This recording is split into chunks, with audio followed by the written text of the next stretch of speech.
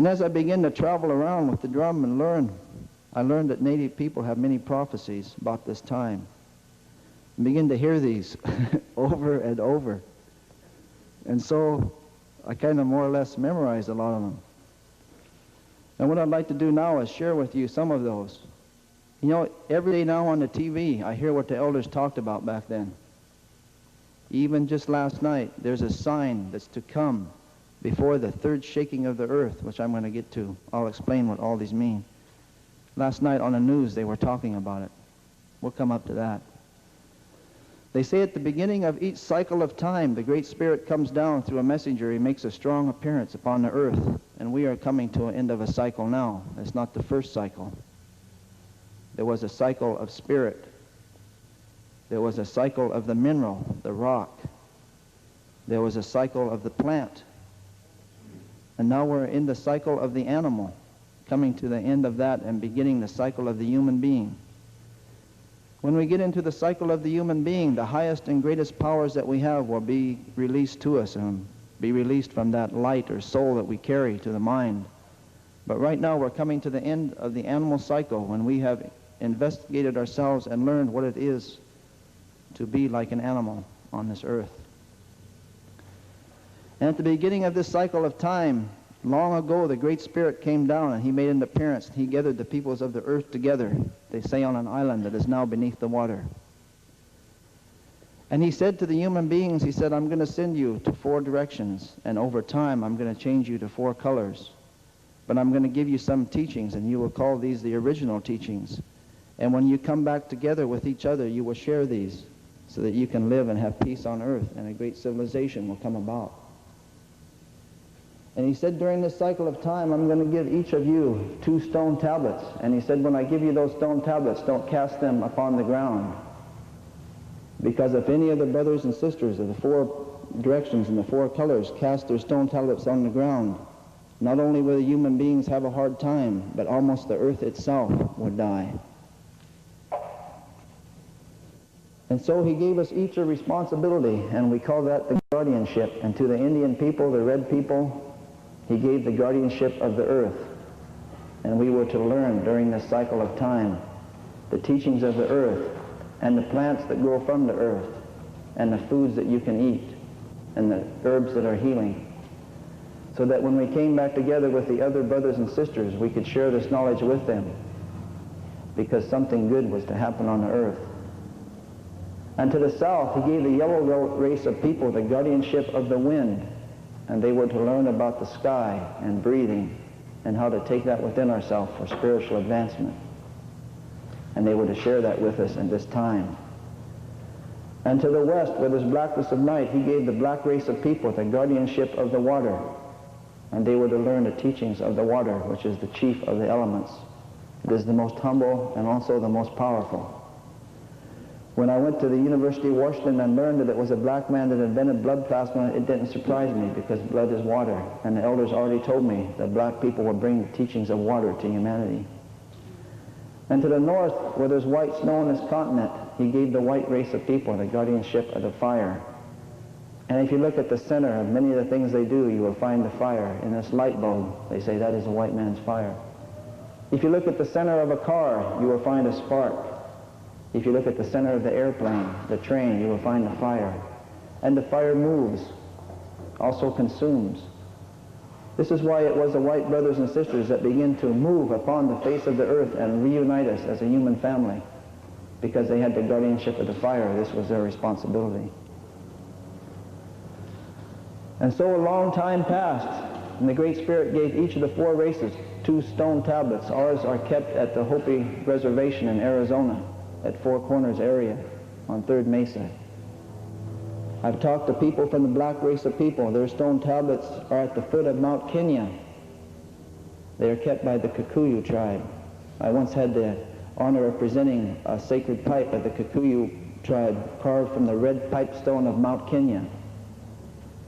One time I was at an Indian spiritual gathering about 15 years ago, and a medicine man from South Dakota put a beaded medicine wheel in the middle of the gathering, and it had the 4 colors in the 4 directions. And he asked the people, where is this from? And they said, oh, probably Montana, South Dakota, maybe Saskatchewan.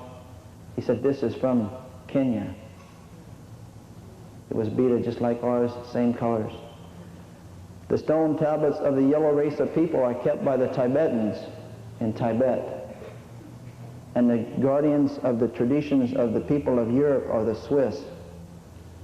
In Switzerland, they still have the mask day when each family brings out its mask. They still know the colors of their families. They still know their symbols, some of them.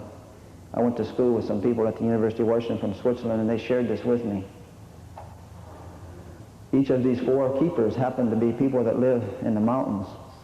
If you went straight through the Hopi reservation to the other side of the world, you would come out in Tibet. The Tibetan word for sun is the Hopi word for moon, and the Hopi word for moon is the Tibetan word for sun, because they're on the opposite sides of the world. It was some people from the yellow race of people. In 1976,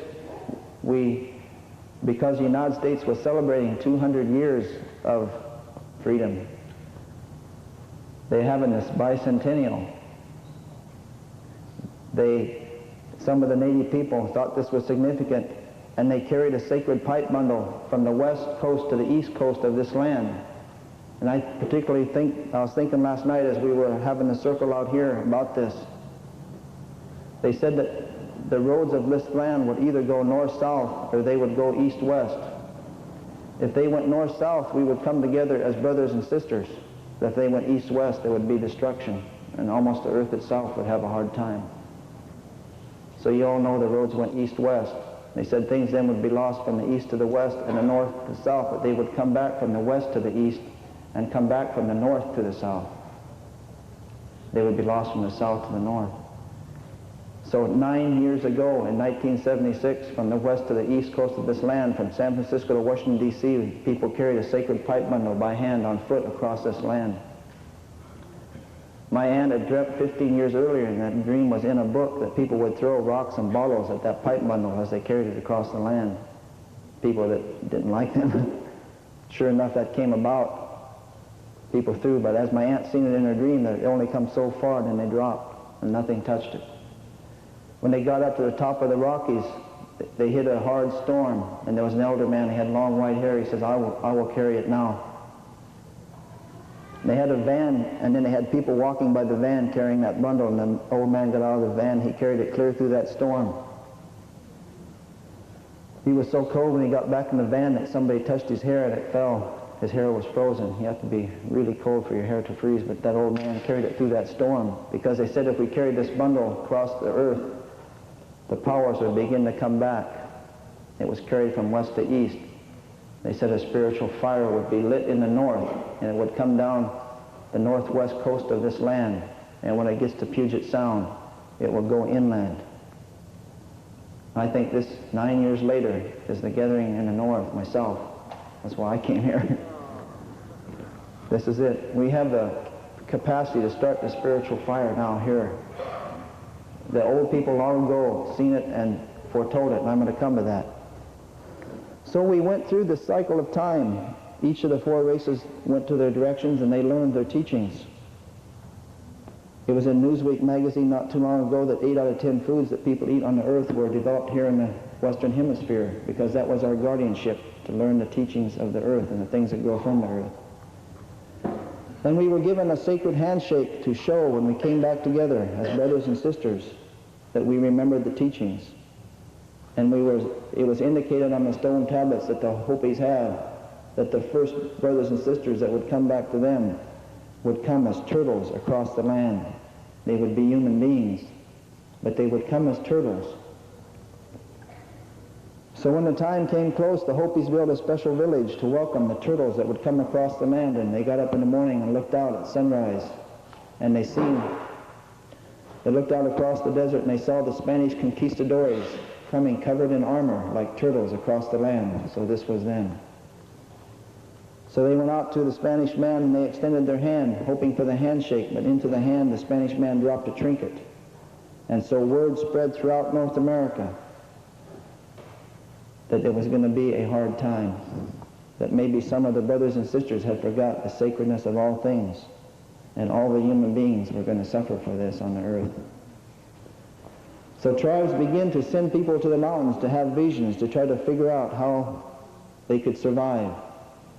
At that time, there was 100,000 cities in the Mississippi Valley alone called the Mound Civilization. Cities built on great mounds. Those mounds are still there. If you ever drive through Ohio or the Mississippi Valley, they're tourist attractions now. There was 100,000 cities of native people. And they were wondering how they could survive. They began to try to learn to live off the land because they knew a hard time was going to come. They began to send people to have visions to see how we could survive this time. People came on the East Coast and they went across this land to the east, and we were told in the prophecies that we should try to remind all the people that would come here of the sacredness of all things. And if we could do that, there would be peace on earth. But if we did not do that, when the roads went clear from east to west, and when the other races or colors of the earth had walked clear across this land, if by that time we had not come together as a human family, the Great Spirit would grab the earth with his hand and shake it. And so if you read the treaty negotiations from Red Jacket of the Six Nations on the east coast of this land, clear to Chief Joseph and Chief Seattle on the west coast of this land, they all said the same thing. Chief Joseph said, I accord you the right, and I hope that you accord me the right to live in this land. We always were trying to live together. But instead of living together, you all know there was separation, there was segregation. They separated the races, they separated the Indians, and they separated the blacks. In the state of Washington, it was against the law for an Asian to marry a white person. Up until not too long ago, there was separation. So when they got to the west coast of this land, the elders that were aware of many of these prophecies, and I should say that I know that every one of you from your tribal backgrounds have your own prophecies, and I'm probably not the most deserving person to be speaking, and there is going to be a time, I think, on the agenda for other people to share, and I hope that you open up and do share. When they got to the west coast of this land, they said they would then begin to build a black ribbon, and on this black ribbon they would move a bug. And when you begin to see this bug moving on the land, that was a sign for the first shaking of the earth. And this first shaking of the earth would be so violent that this bug would be shaken off the earth into the air, and it would begin to move and fly in the air. And by the end of this shaking, this bug would be in the air around the world. And behind it would be a trail of dirt. And eventually, the whole sky of the entire earth would become dirty from these trails of dirt. And this would cause many diseases that would get more and more complicated. So the bug moving on the land, of course, it's easy to see now. In 1908, the Model T Ford was mass-produced for the first time. So the elders knew the first shaking of the earth was about to come about. That's the First World War. In the First World War, the airplane came into wide usage for the first time. That was the bug moving into the sky. And so then they knew that something very important would happen. There would be an attempt to make peace on earth on the west coast of this land, and so the elders begin to watch for this. And they begin to hear that there was going to be a League of Nations in San Francisco. So the elders gathered in Arizona around 1920 or so, and they wrote a letter to Woodrow Wilson, and they asked if Indian people could be included in the League of Nations. At that time, the United States Supreme Court had held that a reservation is a separate and semi-sovereign nation, not a part of the United States, but protected by it. And this was of concern because people didn't want the reservations to become more and more separate. They didn't want them to be considered nations. So they did not write back, and the native people were left out of the League of Nations. So that circle was incomplete. In the League of Nations circle, there was the southern door, the yellow people. There was the western door, the black people. There was the northern door, the white people. But the eastern door was not attended, and the elders knew that peace would not come on earth until the circle of humanity is complete, until all the four colors sit in the circle and share their teachings. Then peace will come on earth. So they knew things would happen. things would speed up a little bit. There would be a cobweb built around the earth, and people would talk across this cobweb. When this talking cobweb, the telephone, was built around the earth, a sign of life would appear in the east, but it would tilt and bring death. It would come with the sun. But the sun itself would rise one day, not in the east, but in the west. So the elders said, when you see the sun rising in the west, and you see the sign of life reversed and tilted in the east, you know that the great death is to come upon the earth. And now the Great Spirit will grab the earth again with his hand and shake it. And this shaking will be worse than the first. So the sign of life reversed and tilted, they called that the swastika. And the sun rising in the west was the rising sun of Japan. These two symbols are carved in stone in Arizona. When the elders seen these two flags, these were the signs that the earth was to be shaken again. And the worst misuse of the guardianship of fire is called the gourd of ashes. They said a gourd of ashes will fall from the air. It will make the people like blades of grass in a prairie fire, and things will not grow for many seasons. I saw on TV not too long ago, they were talking about the atomic bomb, the gourd of ashes. They said it was the best kept secret in the history of the United States. The elders wanted to speak about it in 1920 at the League of Nations. They would have spoken of it and foretold its coming if they could have entered into the League of Nations. The elders tried to contact President Roosevelt and ask him not to use the gourd of ashes because it would have great effects upon the earth and eventually cause an even greater destruction in the third shaking of the earth, the Third World War. But I'll get to that in a few minutes. So they knew that after the second shaking of the earth and they saw the gourd of ashes fall from the sky, they knew then they would be trying to make peace on the other side of this land. And because the peace attempt on the west coast had failed, they would build a special house on the east coast of this Turtle Island, North America. And all the nations and the peoples would come to this house, and it would be called the House of Mica.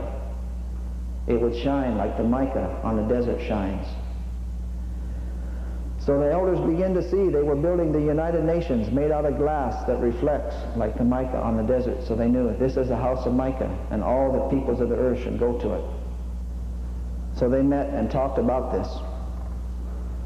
They said that in 1920s they had written and they had not been responded to, so this time they said we better go to the front door of the House of Mica because things might get a lot worse. So elders representing a number of tribes, I believe, drove to New York City. When the United Nations opened, they went to the front door of the House of Mica. And they said these words, we represent the indigenous people of North America, and we wish to address the nations of the earth. And they said, we're going to give you 4 days to consider whether or not we will be allowed to speak. And they retreated to one of the Six Nations reserves in New York State. The Six Nations reserves are the keepers of the great law of peace of the prophet that appeared here in North America, Daganawida. And this great law of peace is still recited. It takes 4 days between sunrise and noon each year in Indian by memory. It's recited about this time of year. 4 days later they came back, and I believe the nations of the earth, they heard that the Indians had come to the door, and they voted to let the Indians in. They wanted to hear what they had to say. But the United States is one of 5 nations, and the United Nations with a veto power, and still they were concerned because this time the native sovereignty was even stronger. And I believe they vetoed the entrance of the native people. So then they knew other things would happen on the earth, and the United Nations would not bring peace on earth, but there would be continuing and deepening confusion, and that the little wars would get worse. So they retreated to the Six Nations Reserve, and they talked about this, and they said the time is really getting close now, 1949. They said we're going to divide the United States into 4 sections, and each year we're going to have a gathering, and we're going to call these the White Roots of Peace gatherings. They begin to have these around 1950. And they authorized certain men to speak in English for the first time about these prophecies. One that I used to listen to many times over and over was Thomas Benyaka. He is a Hopi man, I believe he's still living, who was authorized to speak in English about what was on the stone tablets. And he spent his lifetime, has dedicated his lifetime to doing this. And they begin to tell us at these gatherings, they said, in your lifetime you're going to see things happen. It was strange when they said it in the 1950s and 1960s, but now it seems very clear, but then it was unusual. They said you're going to see a time in your life men are going to become women. They said the Great Spirit, he's going to make a man on the earth. He made him a man, but this man's going to say, I know more than the Great Spirit. I'm going to change myself to be a woman. And they will even nurse children. They said the Great Spirit's going to make a woman on this earth. She's going to say, I know more than the Great Spirit. I want to be a man. And she will be physically a man. This sounded strange. And maybe in their vision they saw Boy George. I don't know. They said you're going to see a time in your lifetime, the human beings are going to find the blueprint that makes us. They're going to find the blueprint that makes us. They call that now DNA, dinucleic acid. And they said they're going to cut this blueprint. They call that now genetic splicing. And they said they're going to make new animals upon the earth. And they're going to think these are going to help us. And it's going to seem like they do help us. But maybe the grandchildren and great-grandchildren, they're going to suffer. I don't know if you heard on the news last month in the United States now, they have genetically spliced a new germ never before released in the environment. They want to release this germ into the cotton fields of the South. They say it will rejuvenate and strengthen the cotton. They had scientists on the CBS Evening News the other night talking about it, and one scientist, he said what the elders said in 1950. He says, this will not harm us. We've put it in a lot of tests. And the other scientist, he said what the elders also said. He said, no, this has never before been in the environment. We have no idea what it will do. But the elders spoke of it long ago. They said it will seem harmless, but it will hurt the great-grandchildren. The elders said long ago, they will release these things. They will use them. This is going to be released not too long from now. They're making new animals. The elders talked about this. They said you will see new animals, and even the old animals will come back. Animals that people thought had disappeared, they will find them here and there. They begin to reappear. They said you will see a time, about this time, they said, there's going to be a time, and I know that many of you are from tribes that also have this prophecy. They said there's going to be a time when the eagle will fly its highest in the night and it will land upon the moon. Some tribes say the eagle will circle the moon. Some tribes say the eagle will fly its highest in the night. And at that time, they say, many of the native people will be sleeping, which symbolically means they have lost their teachings. Or some tribes say it will be as if they're frozen. They've been through the long winter. But they say when the eagle flies its highest in the night, that will be the first light of a new day. That will be the first thawing of spring. Of course, at the first light of a new day, if you stayed up all night, you notice it's really dark. And the first light, you want to see it, but you can't. It sneaks up on you. You want to see it change, but it was dark, and then pretty soon it's getting light before you know it. We're at that time now. The eagle has landed on the moon, 1969. When that spaceship landed, they sent back the message, the eagle has landed. Traditional native people from clear up in the Inuit that have shared with us, they have this prophecy, clear down to the Quechuas in South America who have shared with us, they have this prophecy. When they heard those first words, the eagle has landed, they knew that was the start of a new time and a new power for native people. There is absolutely nothing strong before us now. We may do anything we wish. In 1776, when the United States government printed the dollar in one claw, if you've ever noticed, there's an olive branch in this claw. They said that represented peace. The Indian elders shared with me in South Dakota, where Kevin's from, to them that represents the enslavement of black people. In the prophecies of the Six Nations people, they say there will be two great uprisings by black people to free themselves. We've seen one about 1964. There will be a second, more violent one to come. I'll get back to what that means in a minute. In the other claw is 13 arrows. The founding fathers of the United States said that represents the 13 states. But they say, the elders, that represents the enslavement of native people. When the eagle landed on the moon, they decided to print a special silver dollar to commemorate that. I don't know how many of you noticed it. The original design showed the spaceship landing on the moon, but at the last minute it was changed to an actual eagle. And in the eagle's claws is the olive branch, but the arrows are gone. And the elders said, that's our prophecy. We have been released. There was one more uprising coming for the black race of people, and then they will be released. And this is also going to have an effect on native people, a good effect. And there's a whole other set of prophecies from the Iroquois people about that, but I won't have time to go into this morning. But we're in that time now. We're between the first light of a new day and the sunrise. The sunrise is about to come. When it comes up, everyone is going to see it. But you know how it is in the village. There's a few people that get up early, and there's some that sleep till noon. I'm probably one of those that sleeps till noon. And he said, when that eagle lands on the moon, the powers will begin to come back to us. And you know, as an alcoholic person, I feel that one of our greatest diseases is alcoholism. And within 7 days of the time the eagle landed on the moon, the first native alcoholism program was started on an Apache reservation in Arizona.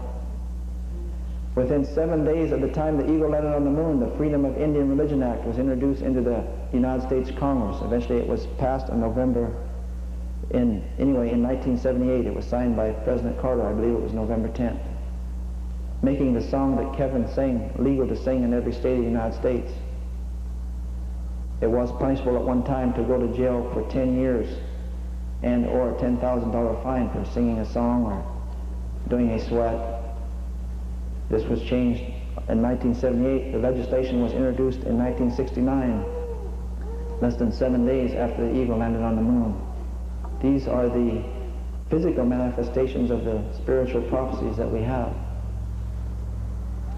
So they said at this time you're going to see things will speed up. The people on the earth will move faster and faster. Grandchildren will not have time for grandparents. Parents will not have time for children. It will seem like time is going faster and faster, and the elders advised us, as things speed up, you yourself should slow down. The faster things go, the slower you go. Because there's going to come a time when the earth is going to be shaken a third time. The Great Spirit has been shaking the earth 2 times, the First and Second World Wars, to remind us that we are a human family, to remind us that we should have greeted each other as brothers and sisters. We had a chance after each shaking to come together in a circle that would have brought peace on earth. But we missed that. Last night they were talking on the news about the sign for the third shaking of the earth. I heard it sitting in the airport after I missed my plane. They said they're going to build what the elders called the house in the sky. In the 1950s they talked about this. They will build a house and throw it into the sky. When you see people living in the sky on a permanent basis, you will know the Great Spirit is about to grab the earth. This time not with one hand, but with both hands. Many of you of native background may have heard the spirits will warn you twice, but the third time you stand alone. We've had 2 warnings, the first 2 world wars, but now we'll stand alone in the third one. As it says in the Baha'i writings, there will be no one protected. When this house is in the sky, the Great Spirit's going to shake the earth a third time, and whoever dropped that gourd of ashes upon them, it's going to drop. They say at that time there will be villages in this land so great that when you stand in these villages, you will not be able to see out. And in the prophecies, these were called villages of stone, or prairies of stone. And they said the stone will grow up from the ground, and you'll not be able to see beyond the village. And at the center of each and every one of these villages, there will be native people, and they will walk as hollow shells upon a prairie of stone. They said hollow shells. This means they will have lost many of their traditional understandings. They will be empty within. They said after the eagle lands on the moon, some of these people will begin to leave these prairies of stone and come home and take up some of the old ways and begin to make themselves reborn, because it's a new day. But many will not. And they said there's going to come a time when in the morning the sun is going to rise and those villages of stone will be there, and in the evening there will just be steam coming from the ground. They will be as steam.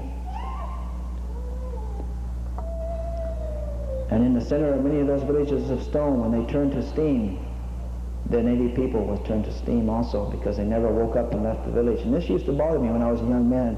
I used to ask the elders, isn't there anything we can do? And they said, well, it's just that way, that if the person does not have the spiritual eyes to see, it's very hard to show them. Or if they don't have the ears to hear, it's very hard to speak with them. We wish that we could go get them all, but we can't. It's just that some are not going to wake up. But some will wake up. And so they say there's going to be the third shaking of the earth. It's going to be not a good thing to see, but we will survive it. We will survive it. And when we survive it, then there's going to be another attempt to make a circle of the human beings on the earth. And this time the native people will not have to petition to join, but will be invited to enter the circle, because they say the attitude towards us will have changed by then. And people will invite us into the circle, and all the four colors of the four directions will share their wisdoms, and there will be a peace on earth. This is coming close. A lot of times when I share this message of the prophecies, people say, can't we change it? Could we stop it? The answer is yes. The prophecies are always either or.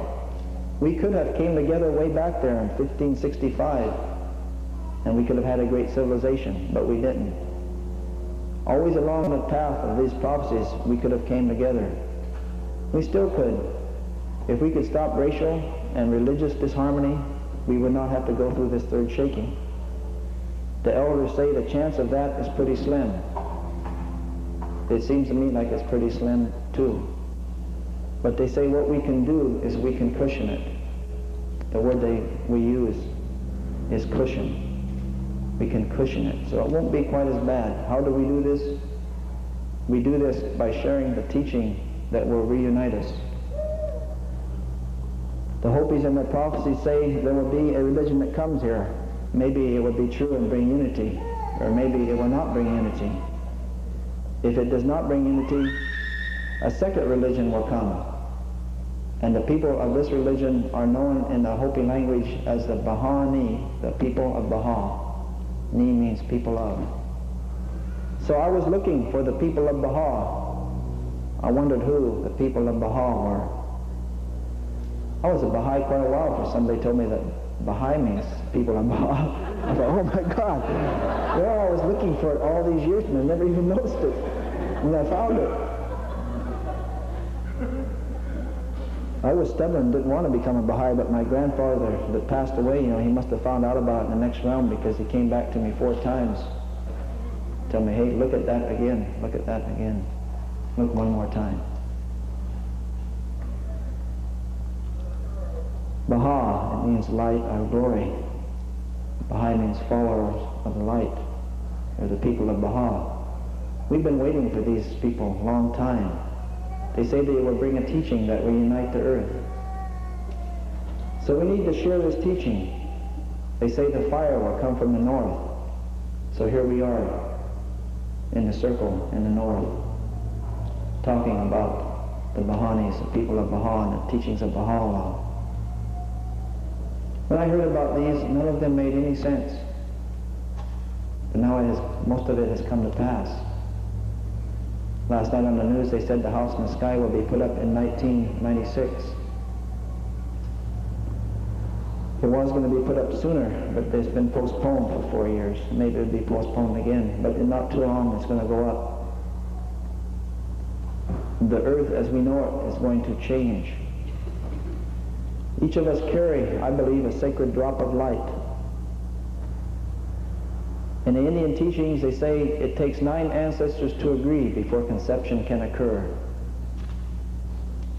9 ancestors of the husband or the wife have to come together in the spiritual realm and say, we will bring life before a woman can become pregnant.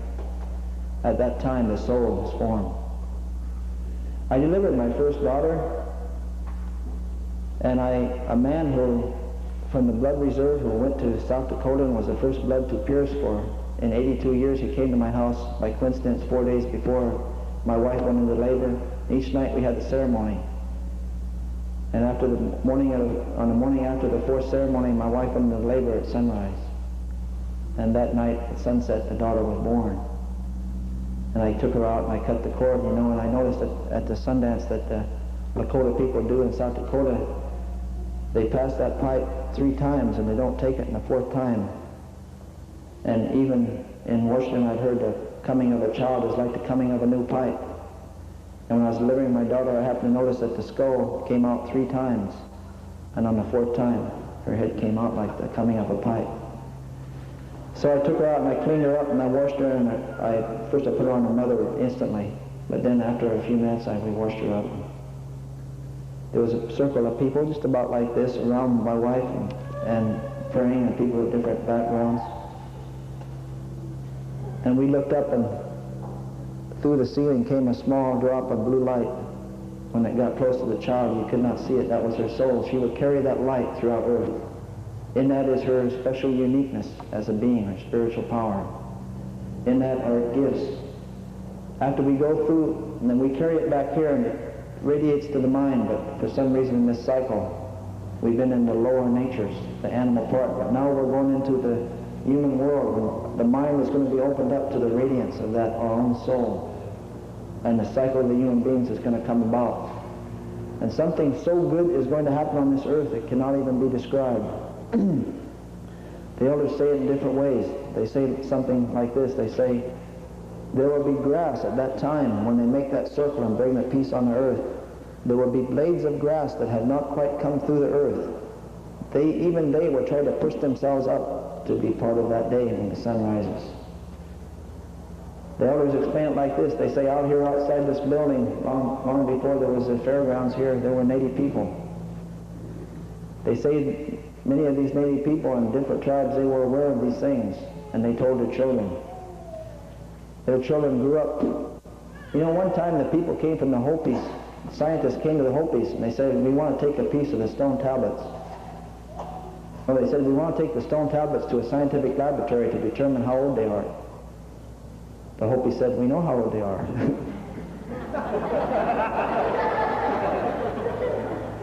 Well, the scientist says, we want to confirm it.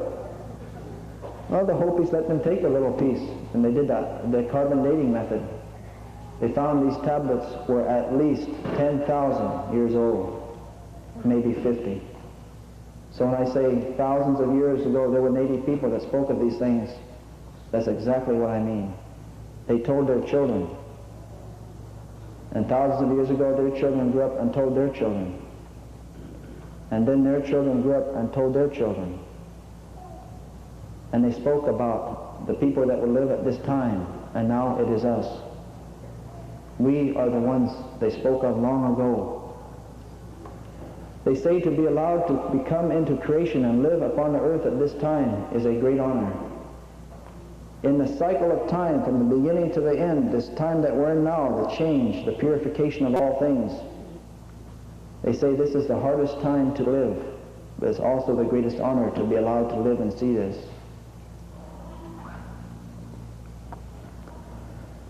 In the state of Washington in 1855, they signed treaties and made 22 Indian reservations. They wanted to do it before there was problems. They thought they were advanced at the time. They had learned from what had happened elsewhere. They made 22 Indian reservations, and the elders spoke in 1855, and they said, we're going to become weaker, and you're going to become stronger, and if you wish to break these treaties, you may do so. They said that, but there's going to come a time when the earth itself will rise up and purify itself, and this will be announced. It will be announced by the speaking of one of 16 great ones on the west coast of this land. And when the first of the 16 great ones speaks, the purification will have begun. It was a little over 5 years ago when Mount St. Helens, one of the 16 great volcanoes on the west coast of this land, spoke. The Seattle Times did a special interest story. They went over to Watson Totus and Woodrow Bill. It was Woodrow Bill's son that made this hoop that I brought here today, my good brother Randolph Bill.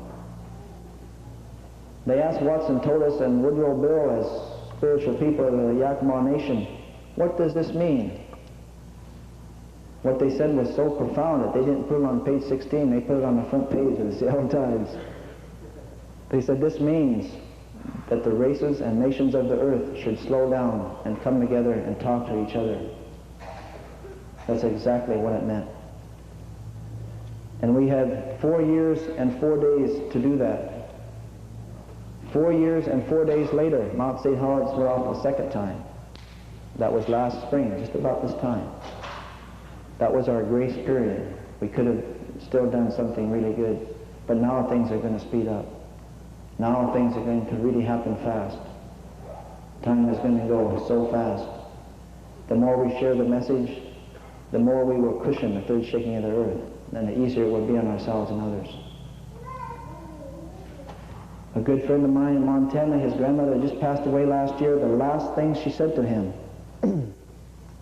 was, make a place for yourself in the mountains, because the air would become so hot down here where they were at on the reservation that it'd be hard to breathe. And it won't be long. That's the last thing she told her grandson when she was passing. Go into the mountains and make a place for yourself. Put some things there that you can survive with. The people are going to run to the mountains to survive, and the native people must be ready for this.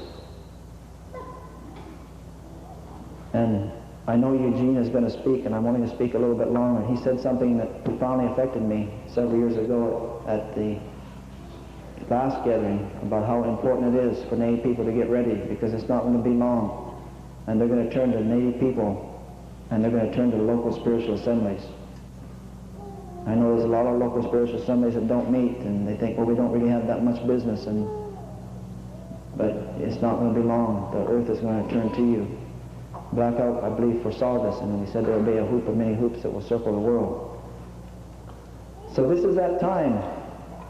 We are now within the purification of all things. Non-natives call this the apocalypse. The native elders call this the purification. I want to share one non-native prophecy with you. There was a prophet, or a seer, not a prophet, but a seer in Europe. His name was Nostradamus. I'm sure many of you have heard of him. He foresaw 3 great shakings of the earth.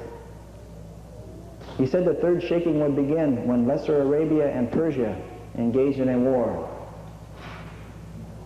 5 years ago, when Mount St. Helens went off, Iraq attacked Iran. Lesser Arabia today is called Iraq. Persia is called Iran. These two prophecies coincide.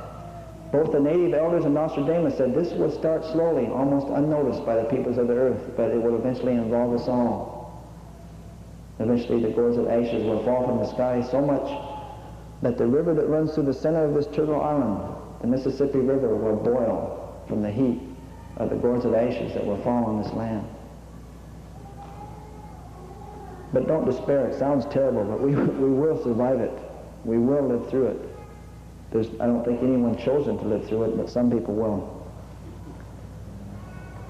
So, in closing, I would like to call on each and every person, regardless of who you are, young or old, native or non-native, to arise now and to awake, to embrace this time, to learn everything you can about the teachings and the writings,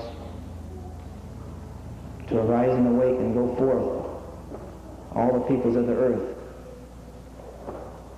You're going to find them. Peoples everywhere are now receptive to the message. This year is a year when that is really going to start, I believe, myself. Arise and awake. That's a phrase from the Dhammapada of Buddha. It is time to arise and awake, go forth and teach, walk the road. We call it the Good Red Road, the road that runs north to south. The things will be lost from south to north, but come back from north to south. There's people out there waiting to hear. Waiting to hear.